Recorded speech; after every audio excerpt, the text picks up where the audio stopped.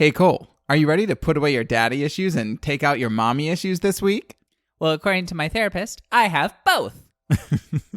Well, good, because this week I'm talking about the 1980 film Mother's Day.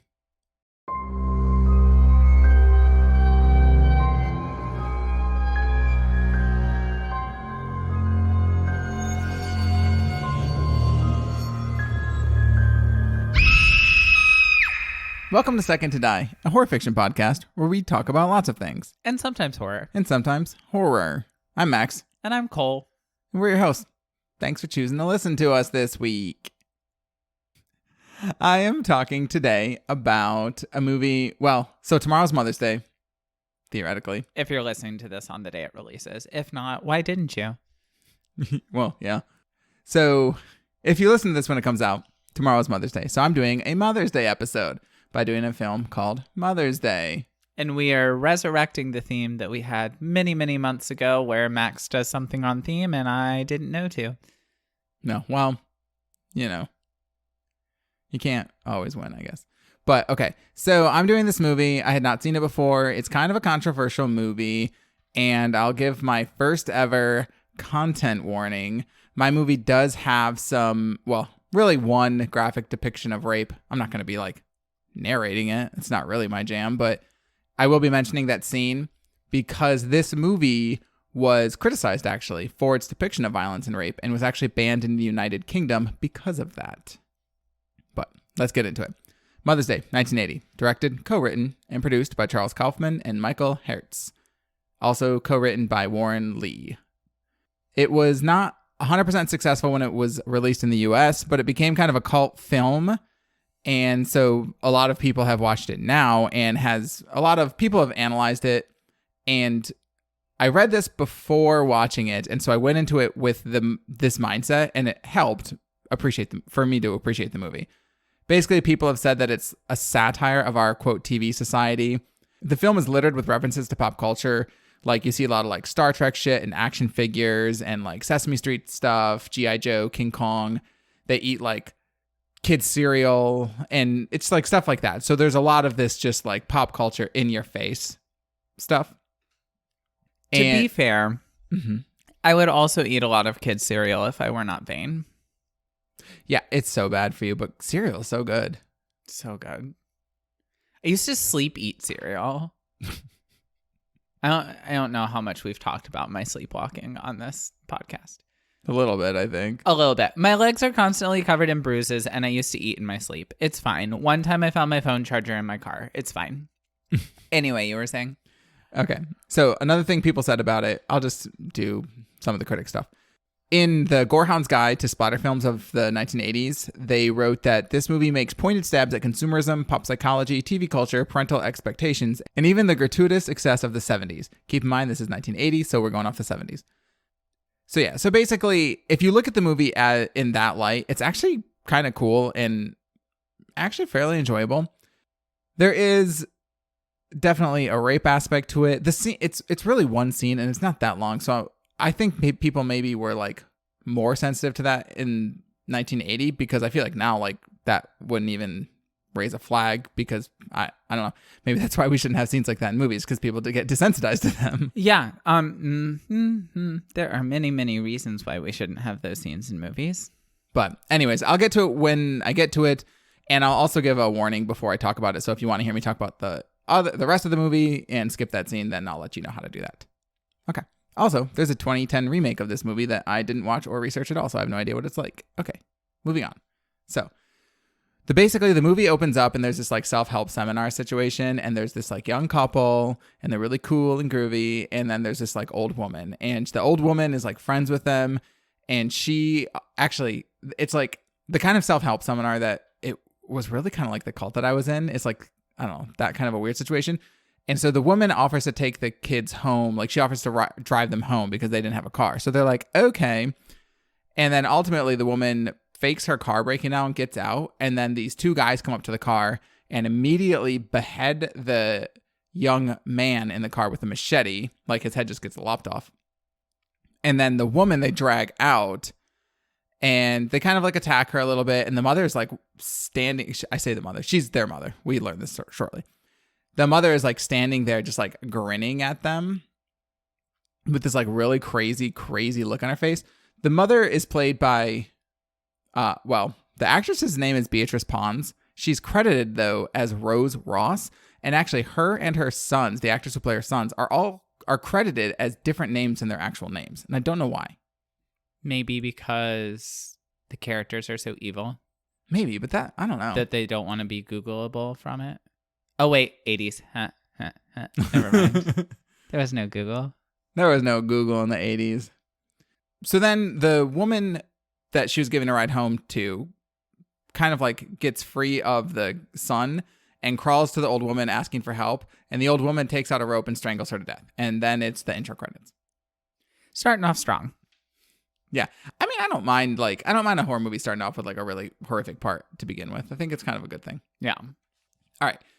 So the quick breakdown of this is that this movie is essentially about these three girls, Trina, Abby, and Jackie, and they're like friends from college. And they do this thing where every year they plan a reunion.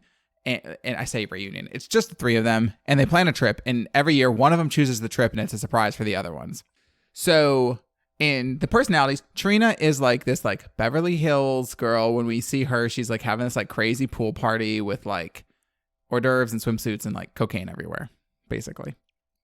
Like you do. Yeah. And someone roller skating around a pool, which is, don't do that. It's bad.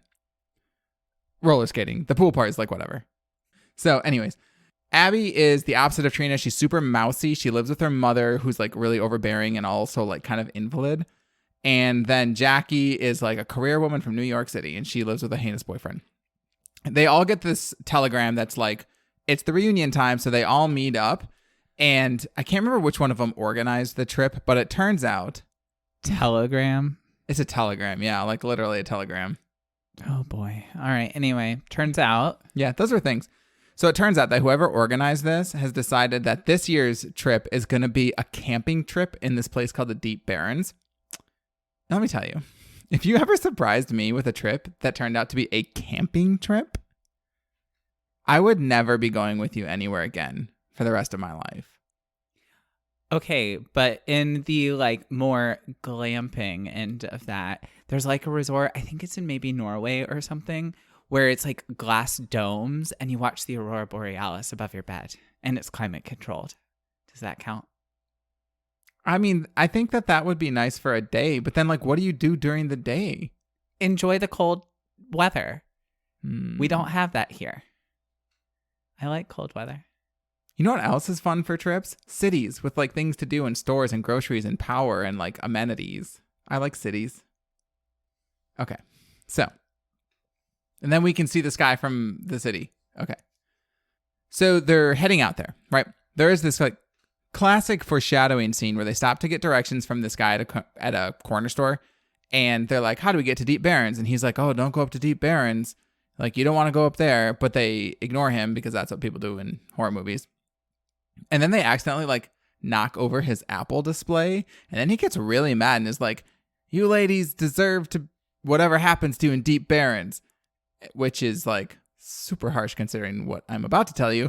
And also he calls them lesbians, which is not a slur or an insult.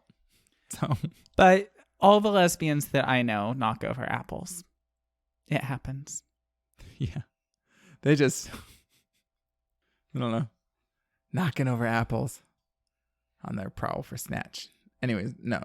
That escalated about as sharply as the intro to this movie.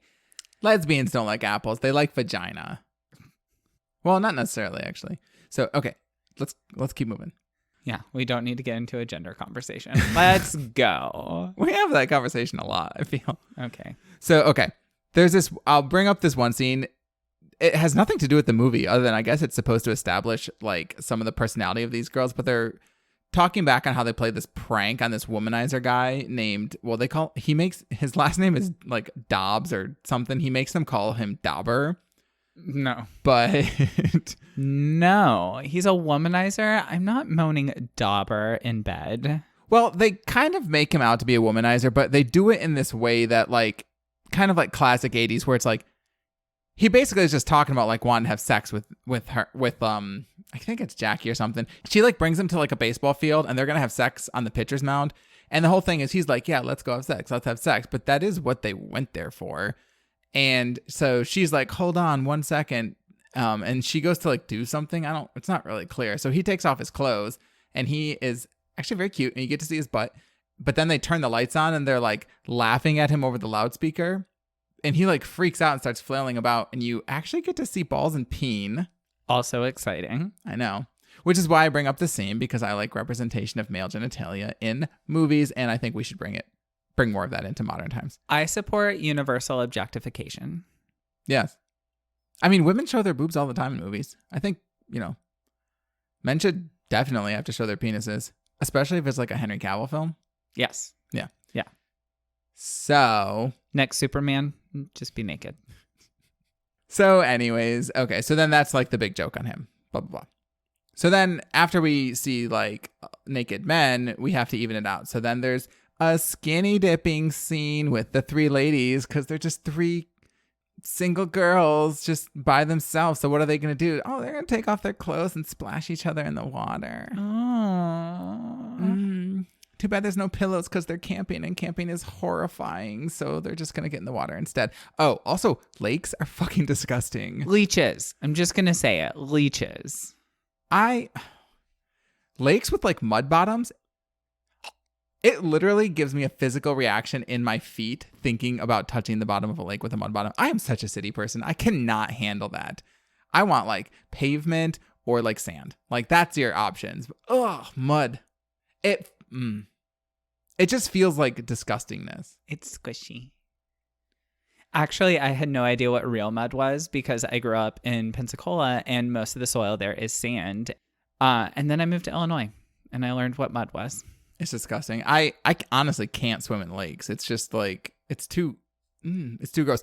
Also, this is not necessarily going to make a whole bunch of sense to you, but I have like a weird thing about swimming in lakes because I watched Creepshow at a very young age. And like one of the little like short story things is about these people that jump on a raft and there's this like blobby thing and it comes up and like they get stuck on the raft because the blob is like trying to like kill them, but it's like on the surface of the water. Anyways, if you've seen that, Creepshow is great. If you've seen that, that's great. And it traumatized me as a kid for a long time. But it's great. Yeah. Well, there's also a really problematic one where it's like an Indian that kills people, but like, well, he's a wooden Indian, like the kind that they used to have outside of tobacco stores, and he comes to life and kills people. Anyway, this isn't about Creepshow. Yeah. Let's get back to Mother's Day. Okay.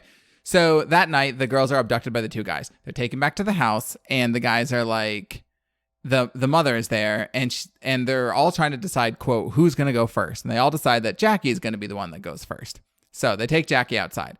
And I guess this is where I'll do my content warning, where it's going to be the scene that involves rape. So you can skip ahead like 3 or 4 minutes, and you'll be done with it.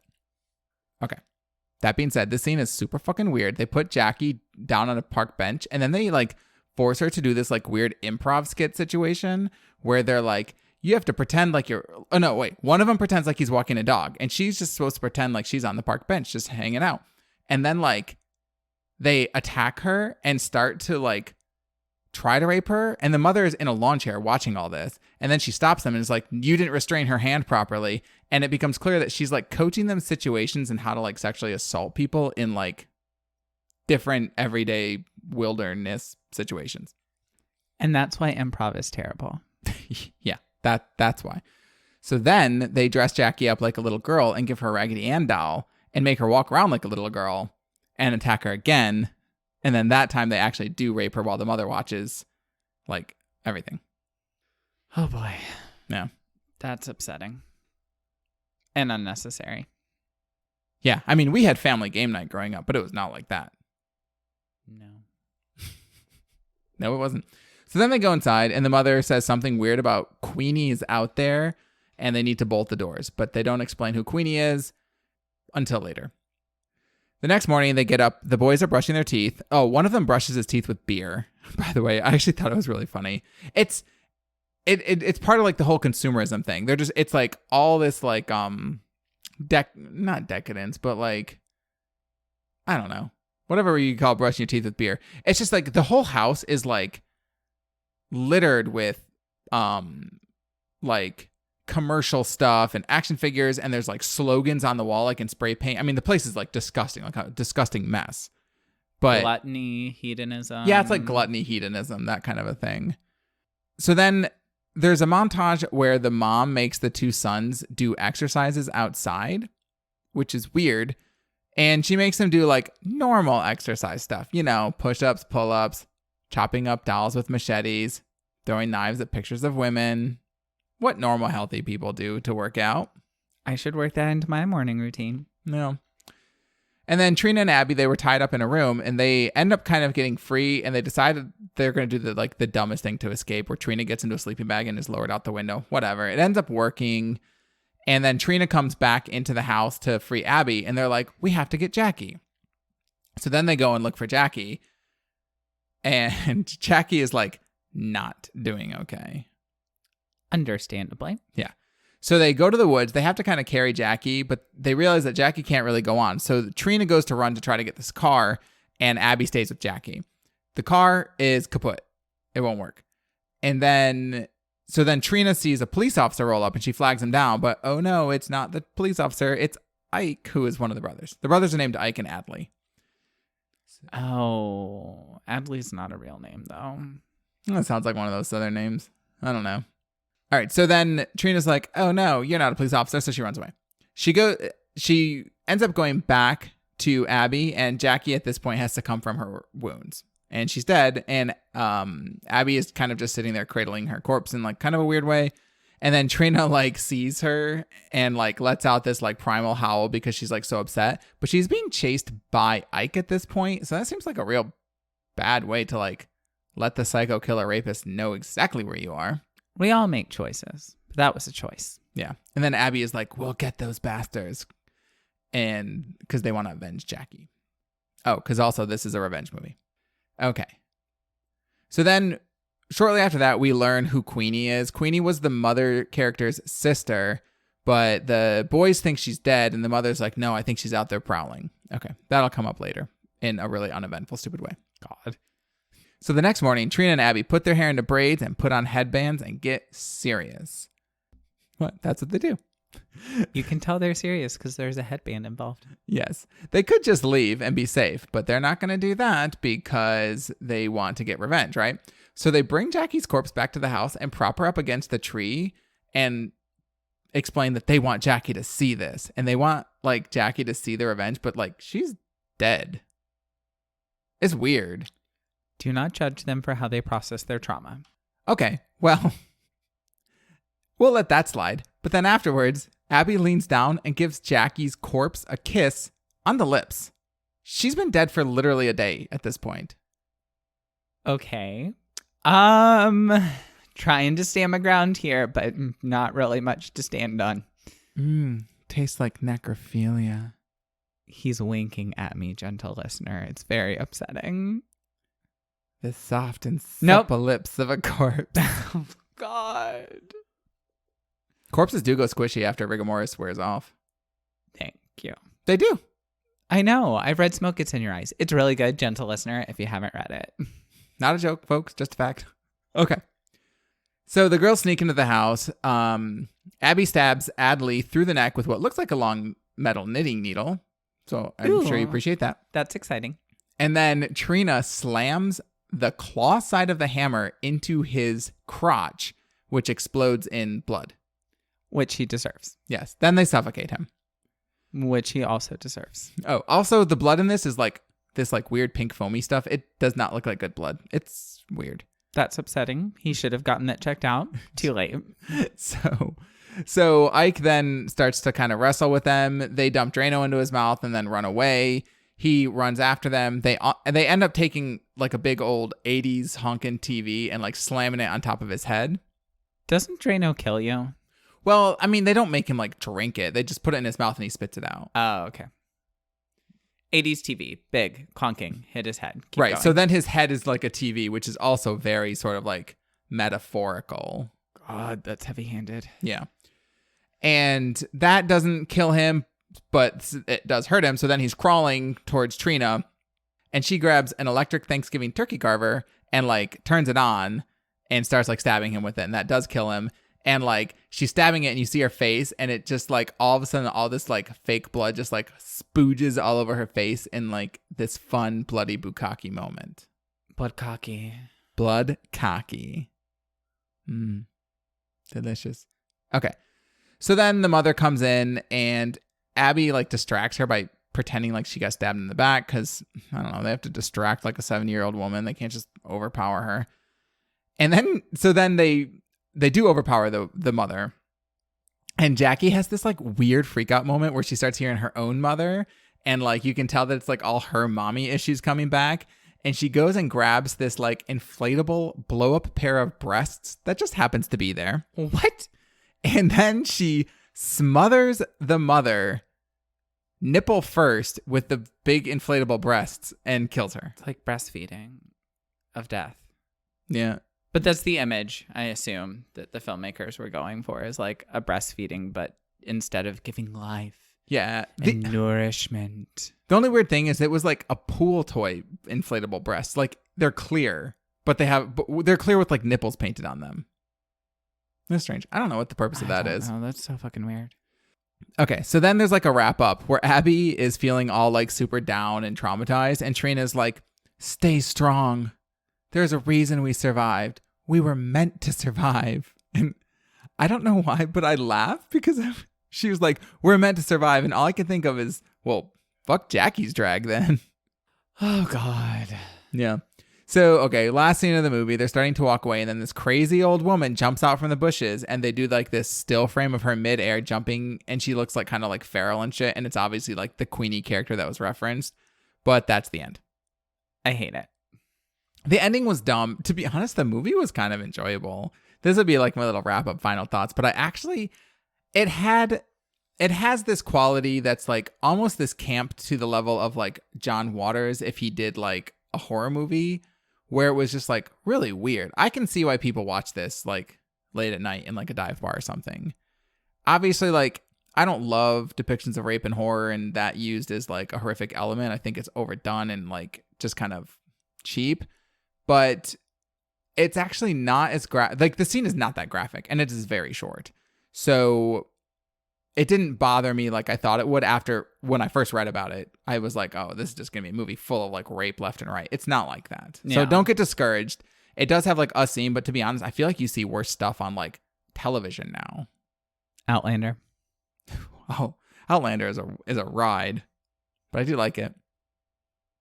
Anyways, that's about it. That's basically all my final thoughts. I did think it was a great, like, looking at it from the lens of it's a commentary on consumerism and stuff, I think it actually did work. I think it was well done. The acting was well done. I mean, it was very cheesy, early 80s, late 70s horror. It had very much so that quality, but in a very watchable way. So anyways, last final thought. This movie's called Mother's Day.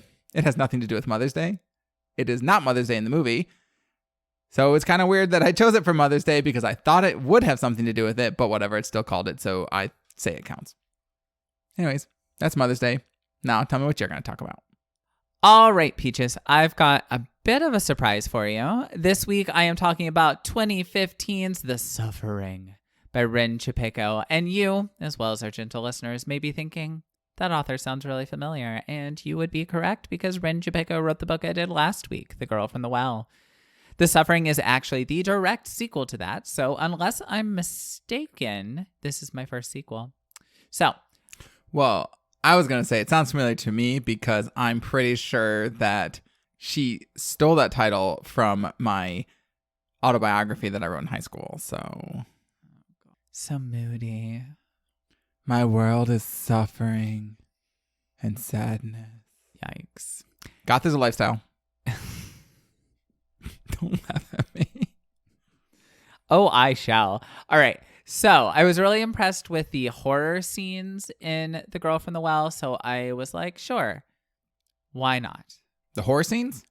The horror scenes. Horror scenes. Don't get too excited. Now you got me all excited. It is a YA. So I thought, sure, why not? Take a chance. I mean, I thought The Girl from the Well was okay, to be honest. I thought it sounded cool. The dialogue was so bad. I mean, it's so YA. shitty. No. It was not like YA bad. It was like bad. It was so bad. Anyway, let's take a look at the cover. This one was also done by Torberg Davern. It's basically just like a ghost girl walking through some woods. It's sufficiently creepy. You know what you're getting into. I'm not going to lie. I do actually enjoy when the cover is up front like that and not like Daddy's Little Girl with a child on a skeleton. Oh, it's a direct sequel. So that must be Kamiko? Okiku. Okiko. You're going to cut the part where you just say like the first Japanese name that pops into your head. No, I knew there was like a K sound in it. Yes, that's Okiku. So let's go ahead. What's her name? Sailor Moon? Okay, let's move on. Sailor Moon is amazing. Thank you very much. Otaki Nashi? Continue. God. All right, let's take a look at the blurb. 17-year-old Tark knows what it is to be powerless, but Okiku changed that. A restless spirit who ended life as a victim and started death as an avenger, she's groomed Tark to destroy the wicked. But when darkness pulls them deep into Aokigahara, which I probably butchered the pronunciation, known as Japan's suicide forest, Okiku's justice becomes blurred, and Tark is the one who will pay the price. Oh, it's a suicide forest story. Yeah. That's like, because that's obviously a real place. Yes. I saw the movie The Forest with Natalie Dormer. I don't know like what debt she paid to do that movie because she is a goddess, but holy smokes, that movie was awful. I saw it in the theater and it was fucking terrible. That's not one we watched together, was it? I don't think so. I remember I saw it in the theater when it came out, and I don't remember when it came out. All I remember is it was really crowded. Gross. I hate crowded anything. I don't think so. I think I saw it with Adam or something, but. All right. So we know that 2 years have gone by since book 1, and things have changed. The biggest change, this book is from Tark's point of view. Tark was the tattooed 15-year-old? Yes. Okay. But he no longer has tattoos because they were holding in Chio. And so when Chio was released, the tattoos vanished. So he's just like a normal Asian dude with blue eyes. Okay. So whatever. But if you remember, part of what I liked about The Girl in the Well was that it was from Okiku's point of view. And I thought that like her limited level of omniscience gave it an interesting quality, yada, yada, yada. So we put our point of view in a teenager's head, and now it feels a lot more like a YA novel. Which, by the way, I read a ton of YA. A lot of my friends read a ton of YA. I don't know if she'll want me to call her out by name, but I do have a friend who has a very intense theory that Sarah J. Maas, which is a popular YA author, is trying to launch a perfume line because every single character is described by a very specific scent, like salt and citrus, or like moonlight and dust, like bullshit like that. And so she's like, Sarah J. Maas is releasing a perfume line. I'm convinced. And to be honest, I buy into it. Carry on. Moving on. Whatever. Let's dive into our story. So, the book opens with Tark trapping a spirit, letting us know that a combination of Okiku and Kagura, if you don't remember her, she was one of the shrine maidens that survived, have turned him into an exorcist. Anyway, he traps this spirit in a Raggedy Ann doll, which is groundbreaking. Well, this is probably written before that, huh? Well, because that's the real story. Annabelle. Right. That's a real story.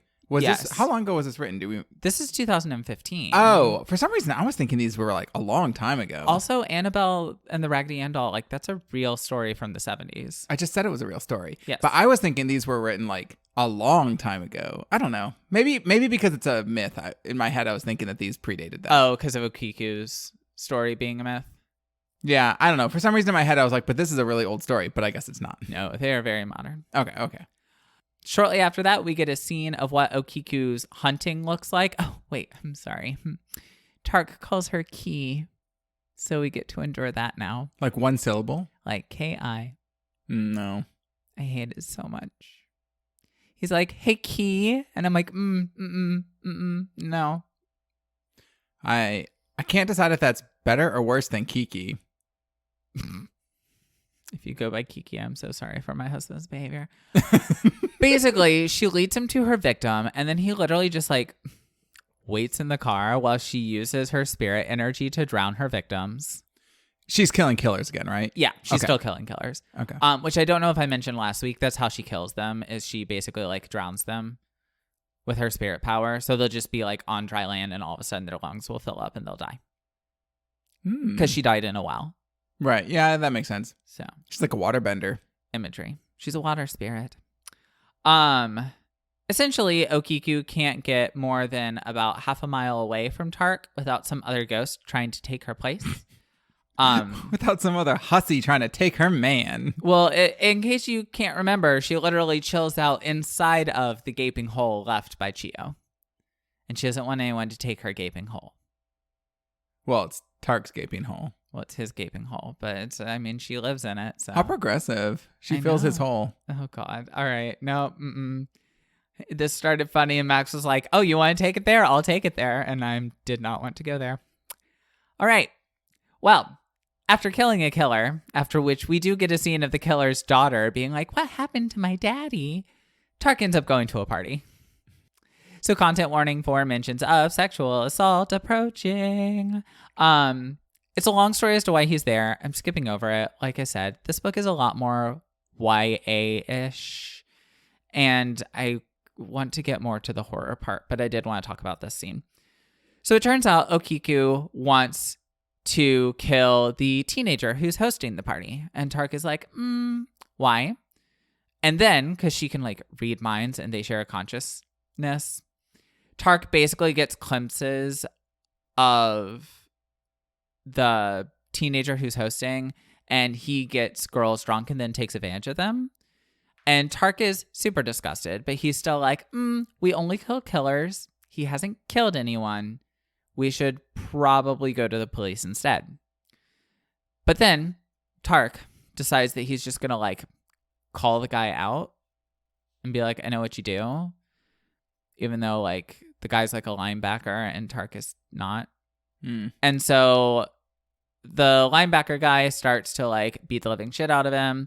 And Okiku shows up and she's like, oh, he's planning on killing you. Now's my time to shine. But the linebacker guy runs away and Okiku is frustrated. And Tark is like, you're just as bad as Chio was, which causes them to fight for a majority of the book. Like I said, super YA. I'm going into all of this, because I support Okiku wanting to harm someone who was taking advantage of girls. And also because I want you to understand exactly why I didn't like this book when I get to my rating at the end. But we're going to drop that and we're going to move on to the actual horror story here. Slight spoiler, Okiku does end up killing linebacker dude. So Tark and Callie, which if you don't remember, Callie is Tark's cousin, they've been planning to go to Japan to visit Kagura, and Kagura has been contacted by a team from a Ghost Hunters show to visit Aokigahara. I really wish I knew how to say that in like a more fluid way. I should have looked it up. Which, as we know from the blurb, is referred to as Japan's suicide forest. So I'm going to give you a few facts about this forest. If you don't like openly discussing suicide, please feel free to skip forward if need be. I've said it before and I will say it again, gentle listener. Please take care of yourself. I will be here on the other end. So, it's estimated that about 100 people per year commit suicide in this forest. There are annual search parties to find the bodies, and there are enough suicides that statistics are recorded for method of suicide, though I feel like it would be disrespectful to use that as like a sensational hook and talk about it here on the podcast. If you really want to know, it's real easy to Google. There are signs throughout the forest encouraging people to rethink their decision and to not harm themselves while providing contact information for help. Camping is allowed in the area, and actually it's kind of seen that if you bring a tent, you haven't fully decided whether or not to harm yourself. And so there's a literal team of people, and their job is just to go through the area, find campsites, and talk to campers. And they have like de-escalation training and stuff. Oh, that would be really nice. It's very interesting. Anyway, Kagura was asked to help the people of the show because her father was a famed researcher about this forest, including claiming to have visited a mythical village in the forest itself called Aito. I did some cursory research. It doesn't seem like there is a mythical village in that forest, but I could be wrong because a Japanese horror film called Suicide Forest Village just came out. So if you Google anything about mythical village and Aokigahara, all you get is stuff about that movie. And when I say just came out, I mean like came out this year, like in 2021. So all of that, those light statistics and cheerful facts aside, Kagura and the show crew have disappeared. So Tark and Callie and Okiku, obviously, head to Japan. They're staying with Kagura's grandmother in an inn that she runs. It's super cute. There's hot springs. There, they look through a lot of research that Kagura had translated. And also, Okiku acts as like an interpreter for Tark because he can't read Japanese. So she's like, this says that says this. And we learned that girls in this village were being groomed as sacrifices and then killed on their wedding day in a complicated ritual to open and control the power of a hellmouth. It's always a hellmouth. Marriages are hell. Well, weddings. My marriage is lovely. My mother-in-law and I just screamed at each other a lot in the days leading up to the event. And on the actual day, I think. Oh, yes. I said fuck you to her. Yeah. Why, you ask? Why, you ask? You may be asking why. So the gentleman who showed up to play the piano music for our processional, which my mother-in-law insisted on because live music is classy and pre-recorded music is trashy, showed up 10 minutes before I was supposed to walk down the aisle. I was still not completely dressed, and she sent someone in to come and get me to show him where to set up because she didn't want to do it herself. So I walked out in sweatpants and a t-shirt to show him, and as I'm trying to get to him to show him where to go, she cuts me off and in front of everyone, clearly trying to embarrass me, goes, "Nice tux." And so I said, "Fuck you," and then I kept walking. She's also known for the excellent line leading up to her wedding of, "It's my wedding too." When you really think about it, it's actually my wedding. It's my mother, ladies and gentlemen. At which point I said very loudly, "I beg your pardon," and then Max very intelligently removed me. I believe you grabbed my hand, removed me physically from the room before my panhandle could show. Anyways, let's move on. Back to the story. So they join a search party the next morning, and Tark sees a camera on the ground. And when he bends down to reach for it, everyone else disappears, and boom, he's in the village. Oh, the mythical village. Yes, the mythical village. It's like, I don't know, like a weird barrier that he passed through. And shortly after stepping into the main street, a ghostly woman in tattered clothes and long hair comes tearing down the street towards him on all fours, which is terrifying. Yeah, people walking. There's something disturbing about seeing people walk on all fours. Yeah, it was very like The Exorcist. It was creepy. But in the right context, I love somebody on all fours. Anyway. Thanks for listening, folks. Oh, boy. Continue. So he flees to a house and like shuts the door and puts a seal on it, like a seal with characters written on it to keep her out. So Tark then decides to watch the videos on the camera. The first one is the group from the show with Kagura. They're walking through the forest and no one notices the girl in the background in her wedding finery with hikimayo. So here, that term is used to cover the entire makeup for that beauty trend. But when I looked it up, hikimayo was just the eyebrow part. What's hikimayo, you might ask? I'm going to tell you. The entire appearance is very long hair swept up into a bun, face painted white, eyebrows shaved, charcoal smudges high on the forehead, and blackened out teeth. Oh boy. Honestly though, Japanese makeup trends are super fascinating. If y'all want to fall down a rabbit hole, Google like Japanese makeup trends because like there's some really crazy ones. Yeah. Isn't there that one where it's like super orange face with like, oh, what is that called? With like blonde hair and stuff. Yeah. Yes. I don't remember. I can't remember what that's called, but that was like one too. Like it's like they go all out. Yeah. No, it's very impressive. If you look up hikimayo, you'll see a lot of like classical art that has women portrayed with that appearance, and you will recognize it immediately. Black teeth, huh? A lot of times they aren't smiling. That's crazy though. But yeah, they would put stuff on their teeth to turn them black. So yeah, sufficiently terrifying image of like this girl just like lurking in the forest dressed like that.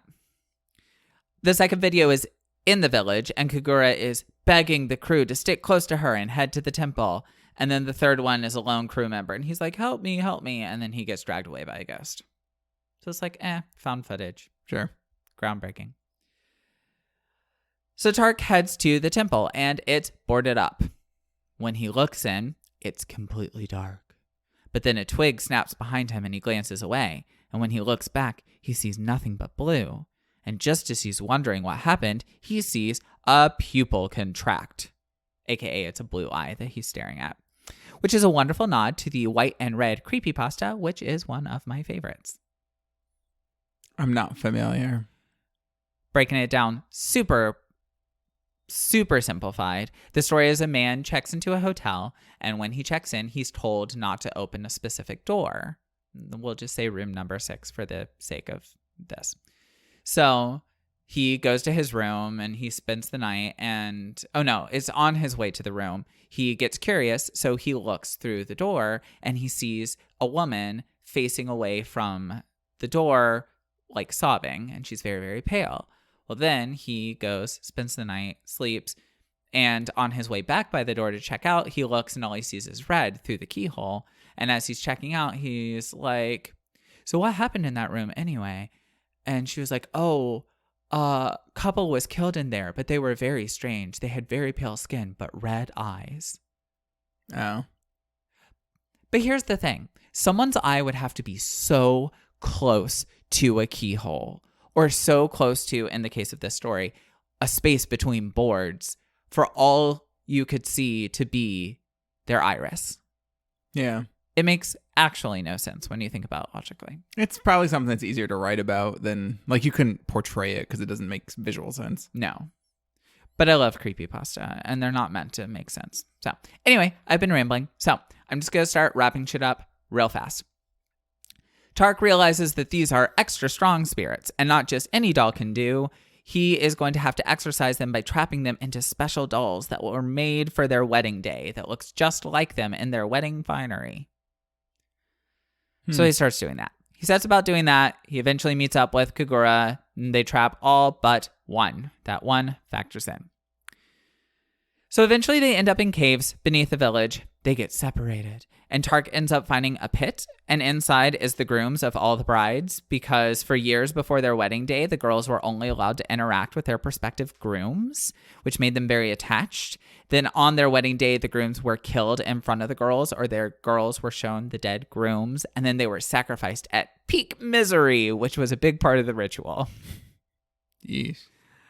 Basically, the girls have to be sacrificed while miserable, but a willing sacrifice at the end would close the gate. This is important. So, Tark finds Kagura's father's body down in the pit. Then, the ghost of Hotoki, who is the girl who was intended to be the final sacrifice and has blue eyes. Oh no, she shows up. And y'all wanted a twist? The boy she was supposed to marry was Kagura's father. And she killed herself, which ruined the ritual, and then set the ghosts of the other girls free. And in the chaos, when everyone was being killed by the ghosts of the other girls, Kagura's father was able to escape. That's how he's been to the village before. He grew up there. Okay. So Tark makes his way to where the Hellgate is, and the ghost of the priest who was performing the ritual is preparing to sacrifice Okiku as the final sacrifice, because a spirit girl is fine. It works. Oh, I forgot to mention, they've gotten separated somewhere along the way, leaving a gaping hole. And so the priest harming Tark causes her misery. So Tark gets knocked out. But when he comes to, the blue-eyed ghost emerges from his gaping hole to fight. Oh, so the blue-eyed ghost was in Tark. Yes. So one last ghost bride emerges and she kills the priest. But too late. The ritual is complete.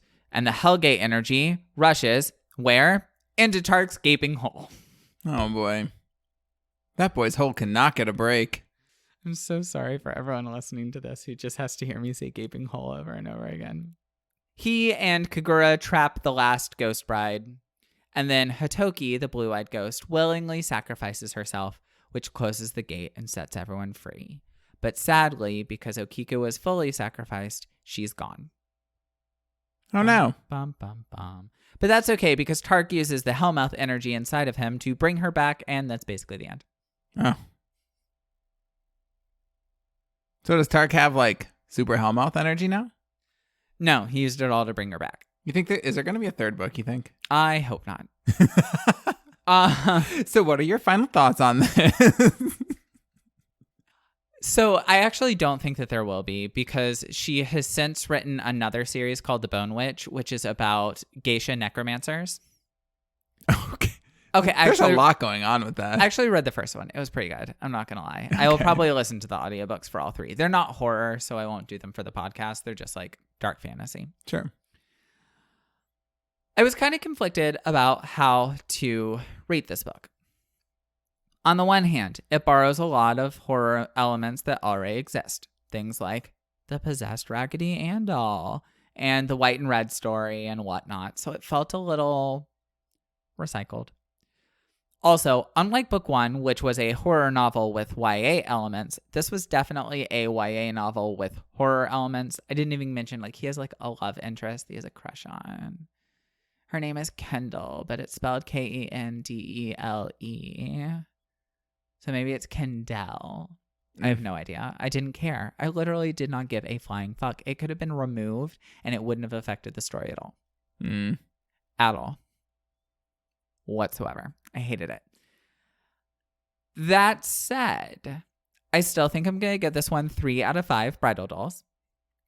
It would be lower, but the author's love of the culture and the history that she's weaving into this story and her horror imagery specifically is actually still really good, and it boosts it for me. Also, there's a lot of scenes when he's trapping ghosts and stuff, and he's in the village, and because of course it's like all screens and stuff where there's like silhouettes moving and like, I don't know, it actually got like kind of creepy. But if there's a third book, I'm not reading it. Well, if you were in the suffering, would you be killed? The only way that I can think of to put myself in this story would be if I lived in the village and everyone dies. So yes, that's just pretty logical. If you were in Mother's Day, would you be killed? Probably. I mean, I don't do well in wilderness scenes. And so then you add in like a psychopathic family out there, they would probably end up getting me. If I were to find myself on being duped into some nefarious surprise camping trip, that is. Bamboozled. But yeah. Anyway, thank you so much for listening, folks. If you would like to find us on social media, you can find us on Instagram and Twitter and Goodreads at Second to Die Pod. You can also email us questions, comments, concerns at secondtodiepod@gmail.com or use your Ouija board because we are killing it. And remember, ooh, that eye roll was audible. If you can't be first, you can always be second to die.